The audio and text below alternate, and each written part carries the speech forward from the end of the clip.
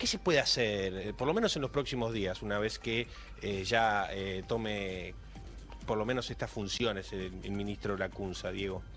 Bueno, mira, como puede hacerse, podría hacer muchas cosas o varias. Lo importante es qué va a hacer el gobierno.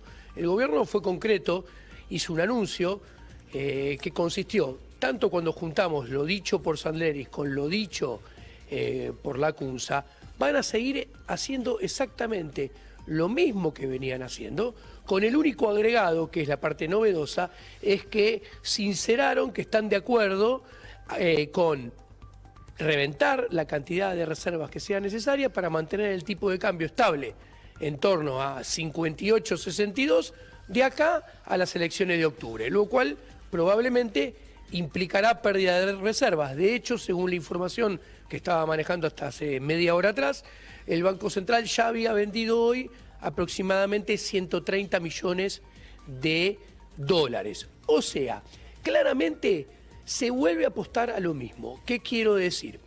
Entre octubre y marzo octubre del año pasado y marzo de este año, apostaron a lograr una estabilidad transitoria del tipo de cambio nominal en torno a 37,38. Obviamente, como es un plan que no está bien hecho y es transitorio, saltó a 45. Luego, entre marzo y principios de agosto, lo pudieron mantener en torno a 44,45. Saltó a 60, redondeando. Bueno, vuelven a apostar ¿a qué? A mantener artificialmente el dólar nominal estable para que el dólar real, junto al accionar de la inflación, se aprecie el tipo de cambio, se abarate el dólar. Bueno, esto es muy claro. Si el plan original, el Sandleris 1, duró 6 meses, el parche, el Sandleris 2, duró 4 meses y medio, lo que está ahora, como muestra la teoría económica, hay que leer al profesor Guillermo Calvo, a Beg, va a durar todavía menos, agrandando los problemas. ¿Por qué? Y esto es el concepto. Esta política agranda los problemas debajo de la alfombra, porque se pierden reservas de libre disponibilidad en el activo y en el pasivo se siguen agrandando las LELIQ y se sigue pagando altísima tasa de interés.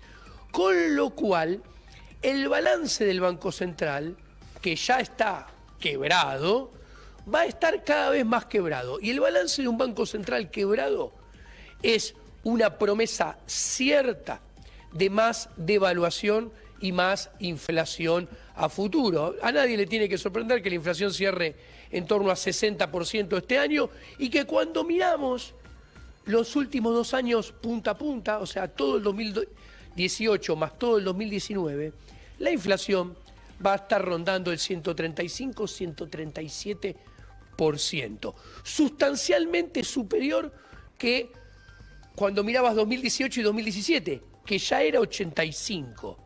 Entonces, y esto deja mucha inflación debajo de la alfombra. ¿Qué quiero decir? Miren, cuando una economía no crece, como pasa con la Argentina, cuando una economía tiene un banco central como quebrado, como pasa en la economía, cuando una economía tiene alto riesgo de default, y ese alto riesgo de default no solamente su probabilidad aumentó, sino que se lo atrajo más cerca en el tiempo, como estas últimas semanas y con las últimas medidas fiscales, el tipo de cambio real tiene trayectoria creciente. Entonces los argentinos tenemos que pensar que de acá en el mediano plazo, de acá a final de año e inclusive el año que viene, sobre todo al comienzo, hay que esperar que el dólar sea más caro de lo que es hoy en día.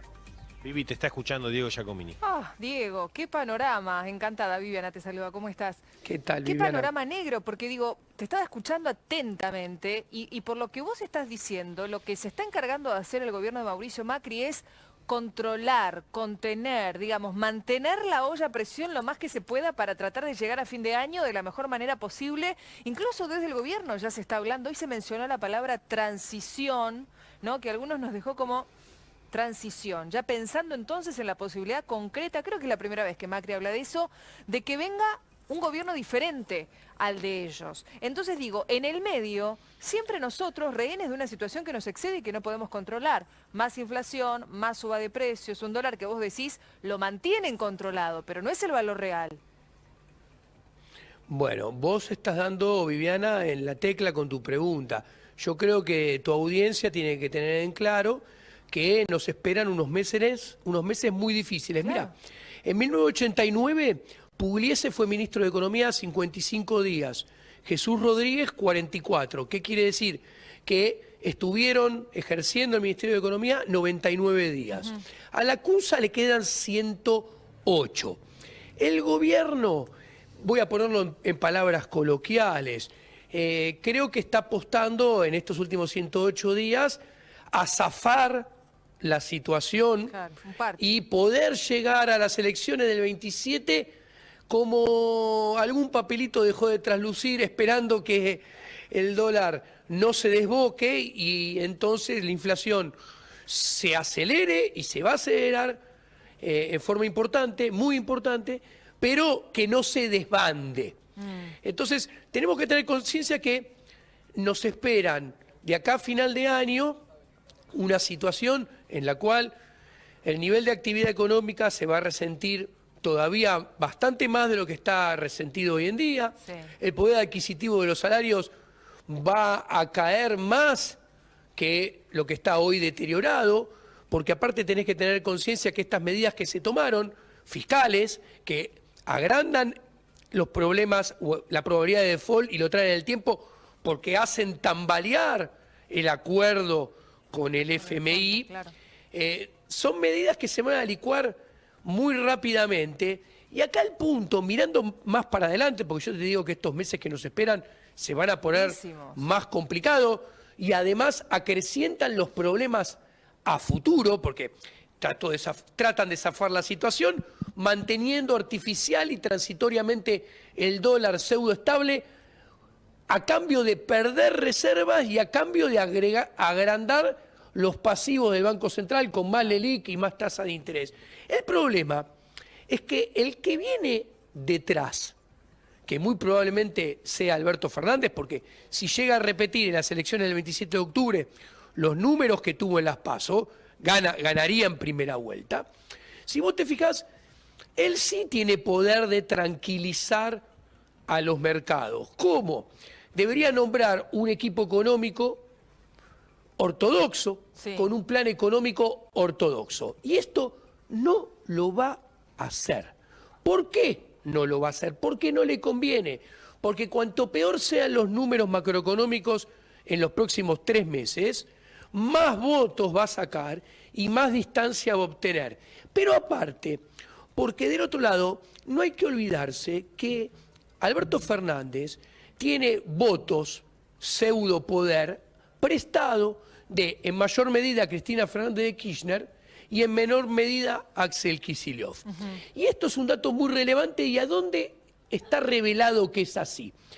Que los dos principales referentes económicos de Alberto Fernández, que él cita permanentemente y más aparecen en los medios, son, de un lado, Matías Culfas, Sí.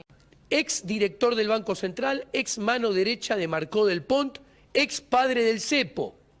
Del otro lado, Agís. tenés a Emanuel Álvarez Agís, ex mano derecha de Kicillof, ex viceministro de Economía. Entonces, cuando vos ves qué dicen estos personajes, qué dicen estas medidas, si vos te das cuenta, cometen siempre todos, inclusive la CUNSA, el mismo error. Hablan de que un determinado precio de mercado, como el dólar, está bien. Ellos dicen que está bien el dólar a 60. Y a ver, ¿qué sucede? ¿Qué le quiero transmitir a tu audiencia, a los argentinos? Mientras tengamos políticos, burócratas y candidatos a burócratas que digan que un precio de mercado está bien o está mal, estamos condenados a que hayan malos diagnósticos de política económica, pésimos políticas económicas y funestos resultados. Porque, ¿qué sucede? Un precio de mercado, nadie puede saber si está bien o está mal. Igual, Diego, Porque te es hago un algo... punto ahí. Hay que ver qué pasa, Sí. digamos. Una cosa es lo que dice Alberto Fernández ahora como candidato y otra cosa quizá sea lo que él pueda llegar a decir si efectivamente se convierte en el próximo presidente de los argentinos. Si dice lo mismo, si lo sostiene, si se sigue rodeando con los mismos asesores, ¿a quién llamaría como próximo ministro de Economía? Suena muy fuerte la posibilidad de que Labaña lo acompañe. Digo, ¿no? Puede cambiar la situación si efectivamente se convierte en el próximo presidente. ¿O crees que no? Bueno, pero mirá, vamos a nombrar Emanuel Agis, Culfas, Labaña. Sí. Ninguno tiene un diagnóstico, a mi juicio, correcto. ¿Qué sería un diagnóstico correcto? Argentina tiene que volver a crecer. Si Argentina no crece, Sí. va a terminar en default. Y entonces, para vos, sí, ¿cuál que es sería lo más el ministro de probable. Economía apropiado que le haría No, bien yo te voy a Alberto decir, Fernández no en le, caso de que gane? no le pongo nombre, le pongo diagnóstico. ¿Qué A ver. tendría que decir? Tendría que armar un plan económico que desahogue al sector privado. ¿Qué quiero decir? Tendría que armar un plan económico que le baje impuestos, que baje impuesto inflacionario, que baje la tasa de interés genuinamente para deshogar a la pyme, a la micropyme, al cuentapropista, al profesional independiente. ¿Y sabes qué? Si vos pensás, la tasa de interés, el impuesto inflacionario y los impuestos son las tres cosas que ahogan al sector privado, pero son las tres cosas que financian al sector público. Concretamente, si hay un plan y hay un equipo económico que empieza diciendo que tiene que haber reformas estructurales, que achiquen el Estado, que bajen el gasto público para poder bajar impuestos en serio y en forma permanente y deshogar al sector privado, ahí vamos a tener alguna chance, alguna oportunidad de Bien. volver a crecer y sortear el default.